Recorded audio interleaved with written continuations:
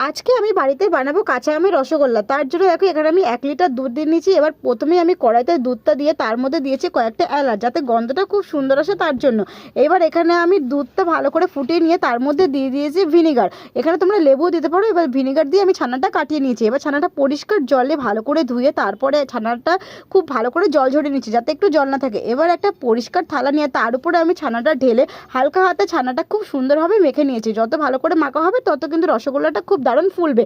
এবার এতে আমি একটু ফ্রুট কালার ইউজ করেছি, কারণ যেহেতু এটা কাঁচা আমের রসগোল্লা হচ্ছে তার জন্য আমি সামান্য পরিমাণে ফ্রুট কালার ইউজ করে ছানাটা দিয়ে খুব ভালো করে দেখো আমি রসগোল্লার ডোগুলো তৈরি করে নিয়েছি। এইবার এখানে কড়াইতে আমি 1 বাটি চিনি দিয়েছি। চিনি শিরা করব তাই জন্য 1 বাটি চিনিতে 3 বাটি জল দিয়েছি।